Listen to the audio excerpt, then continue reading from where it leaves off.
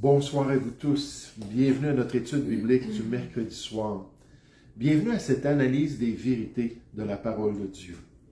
Ce soir, j'aimerais que l'on puisse considérer la qualité des miracles dans le Nouveau Testament. La qualité des miracles dans le Nouveau Testament, vous allez voir pourquoi je parle de cela, parce qu'on va mettre ça en contraste avec les soi-disant miracles ou guérisons qui se produiraient en ce moment dans les milieux chrétiens, les milieux évangéliques. En particulier, la qualité des guérisons que nous retrouvons dans les ministères de Jésus et de ses apôtres. Et par qualité, je veux dire ce soir la puissance de persuasion. Qu'est-ce que c'est ça, cette expression-là? La puissance de persuasion, c'est une expression qui vient, entre autres, des milieux de l'apologétique chrétien ou de la défense de la foi. Lorsqu'on parle d'un argument qui est probant ou convaincant et qu'on va dire que cet argument-là a une grande puissance de persuasion. Mais au niveau des miracles, on peut aussi utiliser cela pour parler de la puissance de persuasion des miracles quant à la présence de Dieu parmi son peuple. Le fait indéniable que les guérisons du Nouveau Testament sont puissantes et ne laissent aucun doute que Dieu était à l'œuvre en Israël, que le surnaturel évident ne pouvait être manqué par tous ceux qui étaient témoins de ses prodiges et de ses signes, que clairement, remarquablement, ces miracles et guérisons n'étaient pas des impostures ou des fausses imitations de l'œuvre de Dieu, comme j'aimerais le suggérer pour nos guérisseurs contemporains dans l'Église de Jésus-Christ. Même Nicodème, on nous dit le chef des pharisiens, s'est exclamé concernant les œuvres du Seigneur Jésus. Il a dit dans Jean chapitre 3 au verset 2, il a dit « Nous savons, nous les pharisiens, nous les chefs en Israël, nous savons que tu es un docteur venu de Dieu, car personne ne peut faire ces miracles que tu fais si Dieu n'est avec lui. » C'est clair, c'est évident, c'est remarquable, tu viens de Dieu. Et ça, c'est le genre de qualité qu'on voit dans le Nouveau Testament. Puisque la qualité de ces miracles était indéniable, impossible à manquer, probante pour tous ceux qui avaient un cœur ouvert à la vérité et pour ceux qui ne l'avaient pas, comme beaucoup de chefs religieux, le mieux qu'ils pouvaient faire était d'attribuer ces miracles et ces guérisons à Béelzébul, le prince des démons. C'est frappant qu'ils ne nient pas que c'était des vrais miracles, mais ils ont dit la source, ce n'est pas Dieu, la source est démoniaque. C'est l'ennemi de Dieu qui fait ces miracles à travers Jésus-Christ. Donc, on va voir ce soir quelques exemples de cette qualité des guérisons dans le Nouveau Testament, des faits remarquables et évidents du surnaturel de ces miracles. Et dans notre charte, on commence avec Matthieu chapitre 9, versets 1 à 8. Si vous voulez inscrire ça dans votre charte, Matthieu chapitre 9, versets 1 à 8, qui décrit quel miracle? Un paralytique guéri. Un paralytique qui a été guéri par le Seigneur Jésus. Vous vous rappelez, la maison était pleine, il n'y avait pas d'accès, la foule était là. Ils ont fait un trou dans le plafond, puis ils ont descendu ce paralytique-là sur un lit pour le présenter à Jésus. Donc, quelqu'un qui avait vraiment un problème majeur dans sa vie et ne pouvait pas utiliser son corps. Dites-moi, est-ce que d'après vous, c'était une qualité qui était remarquable? Oui. Est-ce que ça avait une puissance de persuasion pour les gens qui étaient là? J'aimerais vous dire, oui, ils se sont exclamés, on n'a jamais vu de choses pareilles. Un prophète est au milieu de nous. Et ça, c'est le genre de qualité qu'on voit nécessairement. Dans Matthieu chapitre 9, versets 27 à 31, toujours Matthieu 9, versets 27 à 31, on voit deux aveugles qui sont guéris par le Seigneur Jésus. Encore une fois, une qualité remarquable et immanquable, alors que les gens ont vu des aveugles qui sont revenus à la vue et qui ont été guéris par Dieu. Troisièmement, Donc, je vous laisse le temps d'écrire. Qualité remarquable, oui, effectivement. Un troisième exemple ce soir, dans Luc chapitre 6, les versets 6 à 10. Luc chapitre 6, les versets 6 à 10, et on parle de quel miracle? Celui qui a la main sèche. Oui, celui qui avait la main sèche, qui est allé dans le temple, et que Jésus lui a demandé de juste montrer sa main aux yeux de tous. Puis là, Jésus a guéri sa main. Encore une fois, c'était pas une guérison de quelque chose qui n'était pas visible, qui n'était pas palpable, qui n'était pas évident. C'était quelque chose qui était remarquable. Et c'est la qualité qu'on voit. Donc oui, c'était remarquable. Dans Luc chapitre 7, les versets 11 à 17. Une résurrection d'un fils. Oui, la résurrection, effectivement, d'un fils. Vous vous rappelez la pauvre mère qui s'en vient avec le tombeau de son fils unique. Puis là, le Seigneur Jésus a ressuscité le mort. La personne n'avait plus de vie, là, elle était décédée, elle était passée dans l'au-delà. Puis Dieu a permis de cette puissance-là, d'une manière évidente, avec qualité aux yeux de tous, que le mort soit ressuscité. Jésus en a fait 3 résurrections. Là, c'est un fils, il a ressuscité une fille aussi, la fille de Jairus, puis ensuite, il a ressuscité un homme qui s'appelait Lazare. Puis là, c'est juste parmi les exemples qui nous sont donnés, mais c'était remarquable. Maintenant, je ne veux pas dire ce soir que Jésus ne guérissait pas des problèmes de digestion, que Jésus, alors qu'il touchait le peuple, ne guérissait pas des maux de tête, peut-être des malaises qui sont liés à l'arthrite, ou à d'autres conditions moins évidentes et moins probantes. Les Écritures affirment, je trouvais la référence dans Matthieu chapitre 4, versets 23 et 24, concernant le ministère de Jésus, que Jésus parcourait toute la Galilée, enseignant dans les synagogues, prêchant la bonne nouvelle du royaume et guérissant toute maladie et toute infirmité parmi le peuple. Les choses qui étaient évidentes, les choses qui n'étaient pas évidentes, il les guérissait. Verset 24, ça dit, sa renommée se répandit dans toute la Syrie, et on lui amenait tous ceux qui souffraient de maladies et de douleurs de divers genres, avec différents degrés, différentes évidences. Mais encore là, on va souligner les choses qui étaient importantes. C'est toujours ça que le Nouveau Testament fait. Il souligne les miracles qui étaient les plus impressionnants. Pourquoi? Parce que c'était des miracles qui démontraient que Dieu était là. C'était des miracles qui honoraient la puissance puis la gloire de Dieu. Là, on nous dit dans le passage des démoniaques, des lunatiques, des paralytiques, et il les guérissait. Dans Marc 7, au verset 37, on nous dit concernant, c'est pas sur notre charte, concernant le peuple juif, ils étaient dans le plus grand étonnement. Et ils disaient, il fait tout à merveille, même, puis là j'aime ça, ils disent même, il fait entendre les sourds et parler les muets. Donc des miracles, des guérisons peut-être intérieures et invisibles, dont les gens rendaient témoignage de moindre qualité, mais de même, le texte biblique nous dit, des miracles qui étaient visibles, évidents, démontrant la présence de Dieu parmi son peuple. Celui qui a ce don de miracle et de guérison du Nouveau Testament doit faire les deux. C'est ça le problème.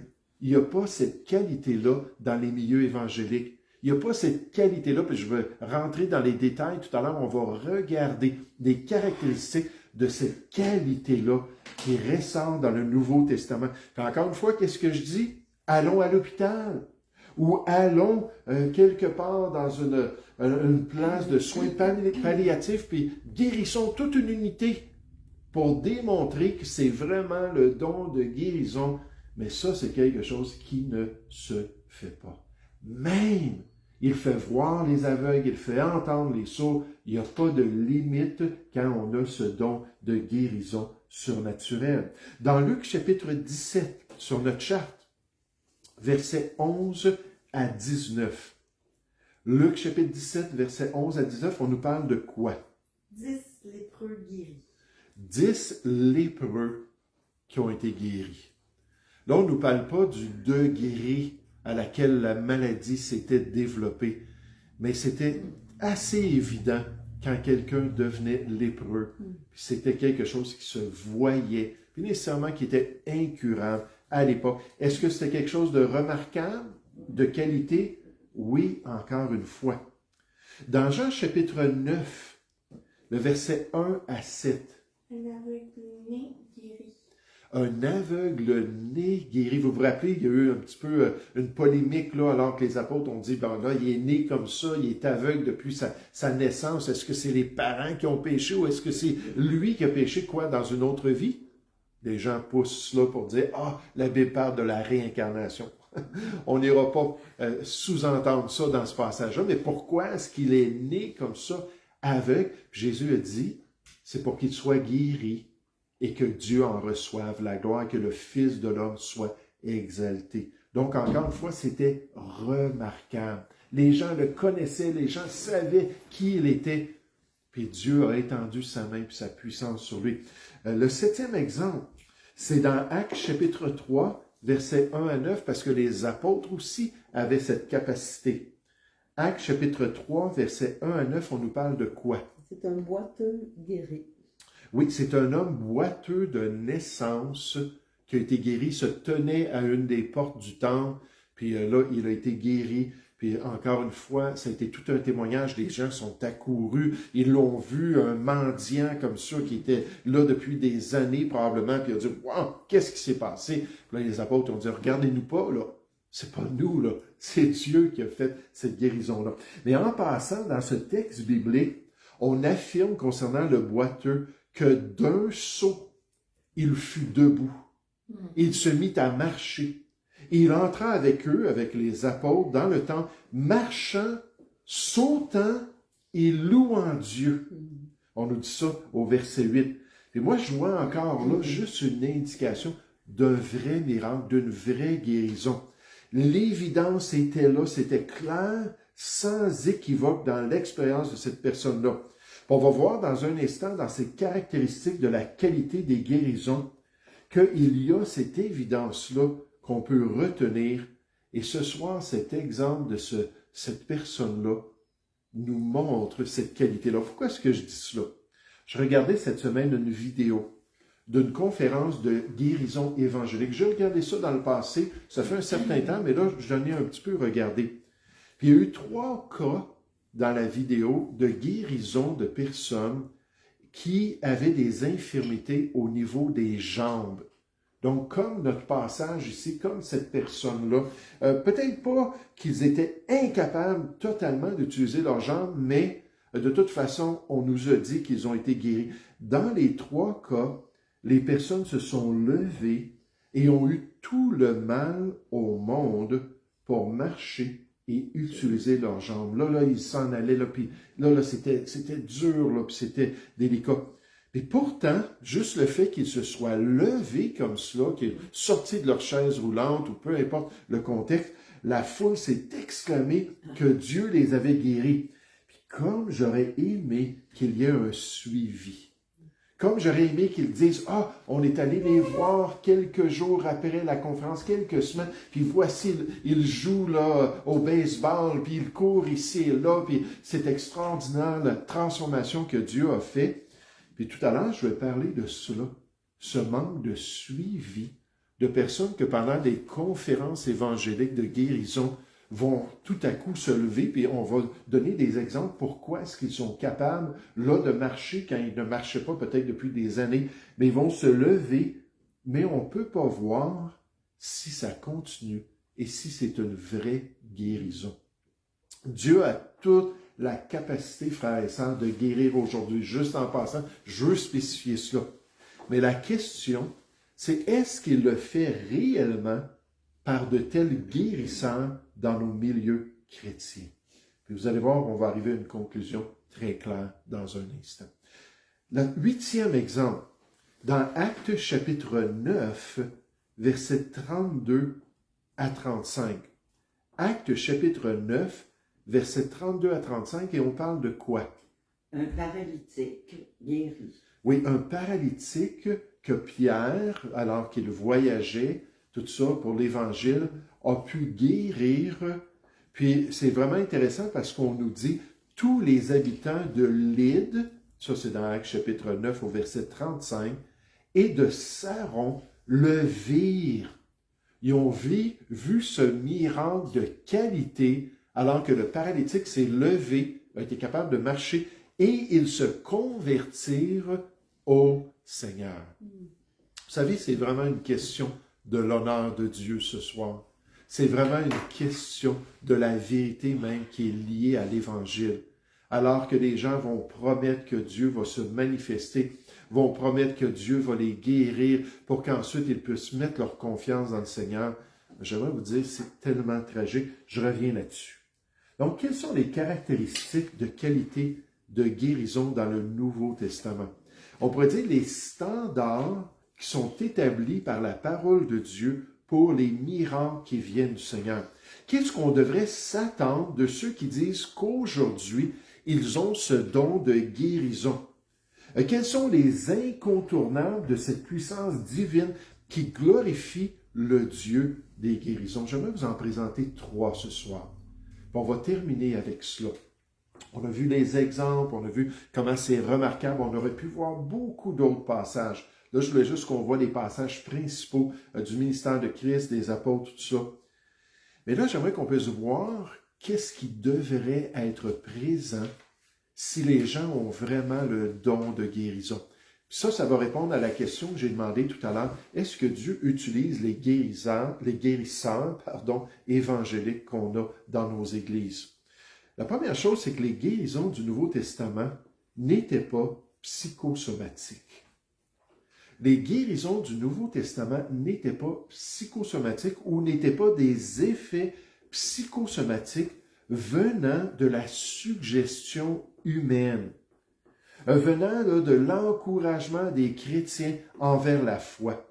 On ne voit jamais le Seigneur Jésus ou les apôtres plaider avec les malades en leur disant « Crois que Dieu est puissant, crois que Dieu peut te guérir, aie la foi, lève-toi, puis le miracle va se produire dans ta vie. » Tout en s'assurant qu'il y a une foule autour de ces malades-là pour les motiver, qu'il y a une pression des pères pour qu'ils croient réellement au surnaturel dans ces suggestions-là. Puis ce n'est pas par de telles pressions puis de telles suggestions humaines qui peuvent avoir un effet psychosomatique temporaire sur un malade que le Nouveau Testament encourage la foi, mais simplement par l'approche de Jésus ou l'approche des apôtres envers une personne qui avait besoin de guérison et le toucher que ces gens-là ont appliqué pour qu'il soit guéri. Donc, ce n'était pas tout un scénario dans une réunion de guérison, avec toute la grosse musique, on parle de ça dans un instant, puis toute l'ambiance, là, puis tout est rythmé, puis tout est là, Dieu est bon, puis là, je fais attention en disant cela parce que je ne veux pas me moquer de ces gens-là, mais avec les résultats qu'on peut voir, c'est un petit peu une moquerie de la personne de Dieu. Moi, je trouve que c'est tellement triste. Le pasteur MacArthur confirme que les miracles de guérison rapportés dans le Nouveau Testament n'étaient ni vagues ni cachés. Ils étaient immédiats, publics et incontestables. On voit ça dans un instant.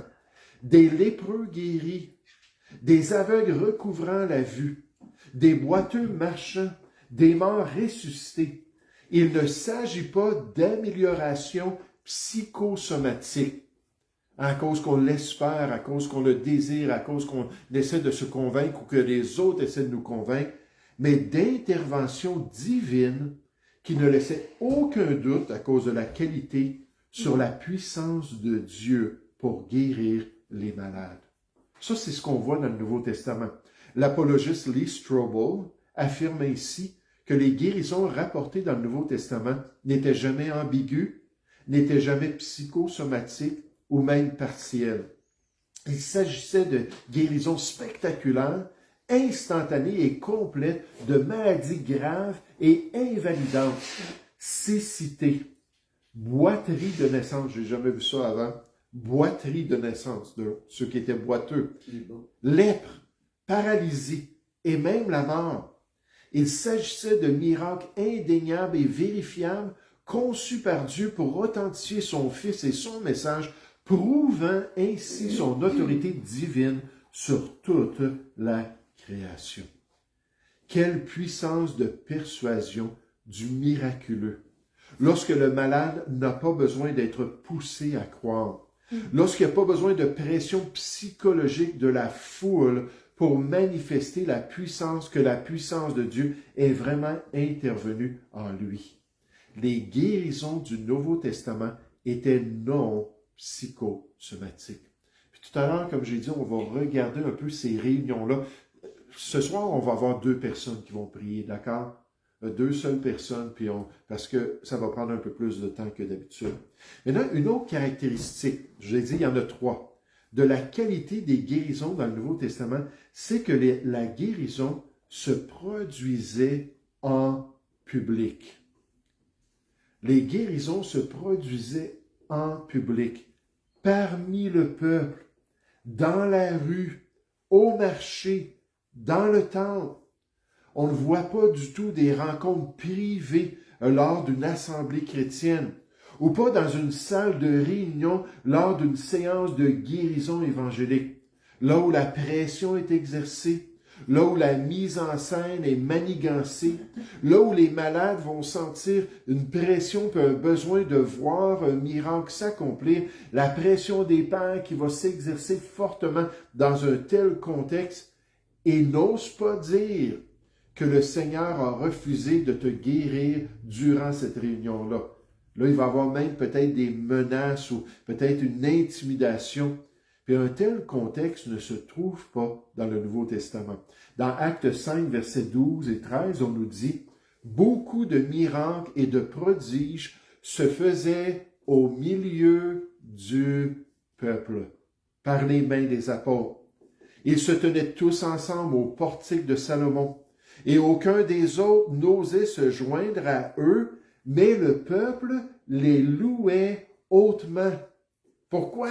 Parce qu'ils voyaient les miracles, ils voyaient la puissance de Dieu. Le ministère de Jésus, après son baptême, nécessairement lorsqu'il a commencé en tant que le Messie d'Israël, c'était la même chose. Les gens voyaient le miraculeux, c'était évident.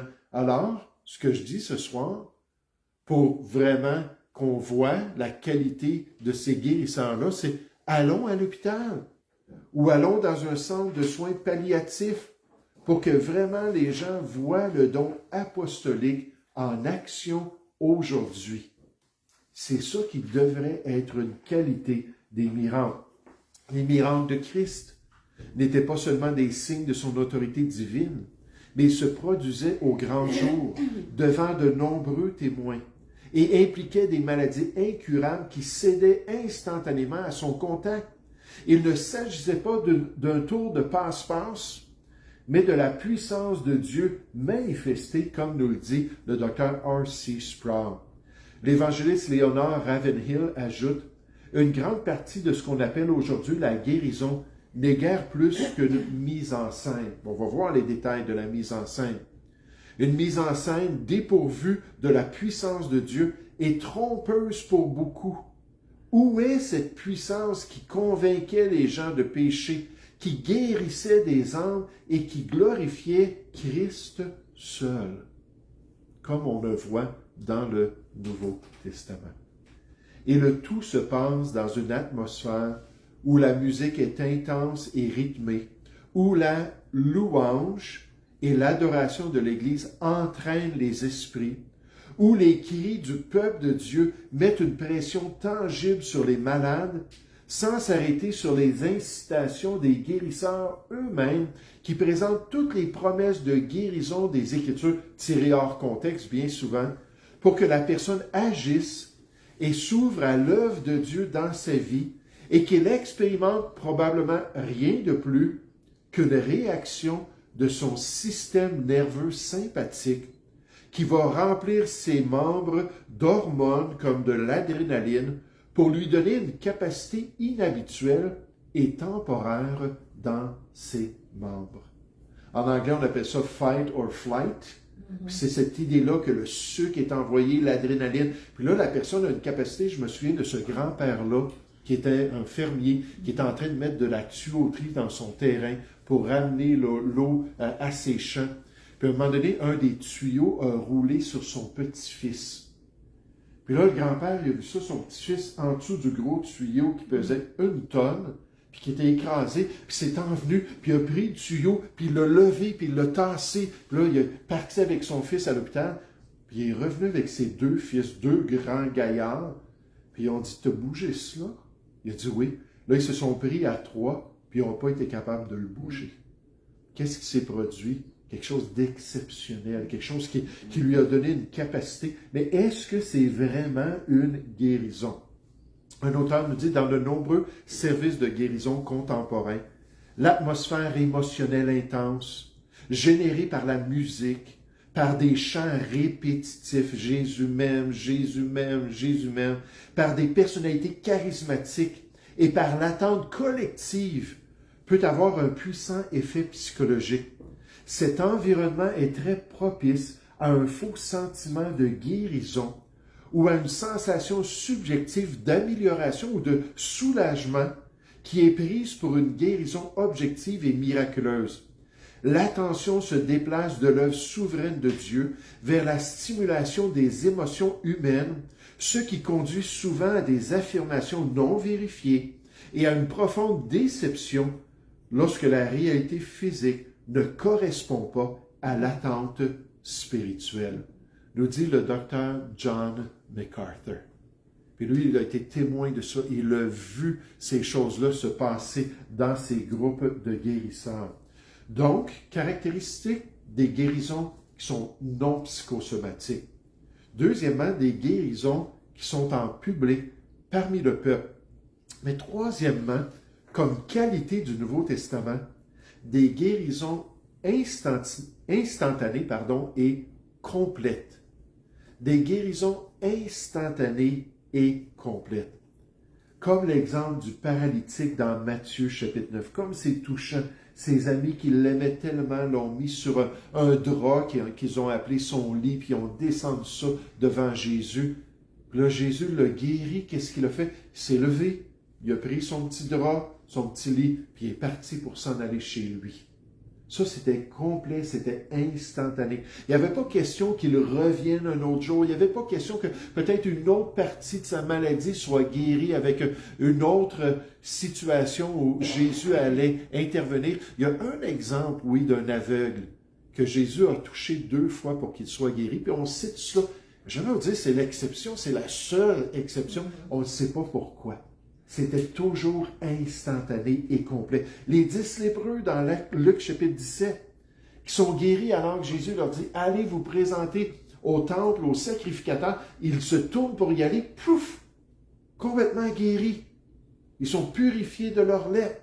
Ils sont en pleine santé. Puis là, ils peuvent retourner puis adorer Jésus, mais malheureusement, seulement un l'a fait. C'est la qualité des guérisons du Nouveau Testament qui devrait aussi être évident si les guérisseurs évangéliques ont le don de guérison. Au lieu de se tourner vers la personne et dire « Ah, tu n'as pas assez de foi, c'est de ta faute si tu n'as pas été guéri. Dieu est tout-puissant puis il peut te guérir, tu n'as pas été guéri, c'est de ta faute. » Quelle culpabilité, n'est-ce pas? Et pourtant, Jésus dit « Ça prend juste une petite foi dans un grand Dieu. » Ces gens-là, ils vont, puis ils veulent être guéris, puis ils veulent croire à Dieu. Mais la personne qui les touche n'a pas ce don-là. Oh, reviens encore une autre fois, puis peut-être la prochaine fois, ça va marcher. J'ai entendu d'une personne, justement, qui avait une maladie, puis c'était très, très visible, puis il est allé juste récemment dans une séance de guérison comme ça, puis ça n'a rien donné. Reviens une autre fois. Puis là, la prochaine fois, ça va peut-être marcher. Les guérisons du Nouveau Testament étaient immédiates et complètes. Il ne s'agissait pas de guérison progressive, ni de simple expérience émotionnelle, mais de restauration physique évidente pour tous, nous dit le docteur Martin Lloyd-Jones. Personne ne pouvait nier qu'un phénomène surnaturel avait eu lieu. Encore une fois, je plaide, allons à l'hôpital, allons vers des gens qui sont gravement malades et démontrons que la puissance de Dieu est là. Un autre auteur nous dit, les guérisons rapportées dans les évangiles et dans le livre des Actes portent une marque distinctive. Il ne s'agissait pas d'une amélioration progressive, ni d'une guérison partielle, mais généralement, encore une fois, il y a une exception, instantanée et complète. Les aveugles voyaient parfaitement, les boiteux marchaient parfaitement, les sourds entendaient distinctement, les lépreux étaient entièrement purifiés. C'est un peu plus long ce soir, mais c'est tellement important qu'on ait cette même perspective-là, qu'on ait une conviction concernant ce qui se passe. Les lépreux étaient entièrement purifiés, sans aucune période de convalescence ni de rééducation. Cette totalité instantanée soulignait leur origine surnaturelle, démontrant l'intervention immédiate de la puissance divine sur les limites naturelles de la maladie et du handicap, ne laissant aucun doute quant au caractère miraculeux de l'œuvre. Le docteur B.B. Warfield. Je vais juste terminer en vous partageant le témoignage, ça ne sera pas long, d'un médecin, le docteur William Nolan, un chirurgien américain qui a beaucoup entendu parler des guérisseurs. Les guérisseurs dans les groupes qui étaient occultes et les guérisseurs dans les groupes qui étaient évangéliques. Puis il a décidé d'investir, de quitter son travail pendant un certain temps, d'investir son temps pour faire des recherches, pour suivre ces gens-là, pour voir s'il y a de quoi de tangible. Il a même écrit un livre qui s'appelle « La guérison, la recherche d'un docteur pour un miracle ». Pensez-vous que si cet homme-là, le docteur Nolan, avait vécu à l'époque du Nouveau Testament, qu'il aurait pu avoir une conclusion différente? Parce que la conclusion de son livre, c'est que j'ai jamais rien vu de miraculeux. Mais s'il avait été auprès de Jésus puis auprès des apôtres du Nouveau Testament, il n'aurait pas pu arriver à cette conclusion. Peut-être qu'il aurait dit, c'est des démons qui ont fait cela, mais pas nier le surnaturel. Je vous dis juste ce qu'il a partagé, ce qu'il a découvert alors qu'il a suivi ces groupes-là. Il a dit, ce que je voulais savoir, c'était, ces guérisseurs guérissent-ils les maladies organiques? Donc, des problèmes physiques qui étaient démontrables ou vérifiables. Donc, des maladies organiques. Réparent-ils vraiment les dommages causés par la maladie? Il dit, c'est ça ma quête, c'est ça ma recherche. Mais il répond rapidement à sa propre question. En réalité, la grande majorité des personnes qui se disent guéries par la foi n'ont jamais reçu de diagnostic médical définitif quand il n'y avait pas de résistance, parce que la plupart des guérisseurs et leur organisation ne veulent pas donner les noms, ils ne veulent pas un suivi, ne veulent pas une recherche. Mais quand il a finalement réussi à retrouver des gens, il est allé les trouver chez eux, puis il a parlé de leurs conditions, il dit souvent qu'il n'y avait aucun diagnostic médical. Il n'y avait aucune preuve de ce qu'ils avaient, mal de ventre ou quoi, peu importe. Si tel est le cas, il s'agit généralement d'une maladie psychosomatique. Quand il disait oui, on veut diagnostiquer avec ça, mais c'était juste psychosomatique, ou d'un problème qui allait de toute façon s'améliorer. Avec les semaines que la guérison, pendant laquelle la guérison a agi, finalement, c'était juste une guérison naturelle qui s'était produite. J'ai assisté à de nombreux services de guérison et je n'ai jamais vu une seule guérison vérifiable et définitive d'une maladie organique. Et c'est ce que je voulais, puis j'ai jamais rien vu. Il ne fait aucun doute que certaines personnes se sentent mieux après un service de guérison.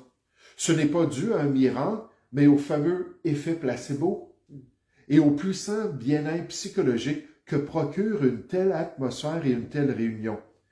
Après tous mes voyages et toutes mes investigations, je ne peux que conclure que la véritable guérison par la foi, au sens de guérison d'une maladie organique grave, n'existe tout simplement pas.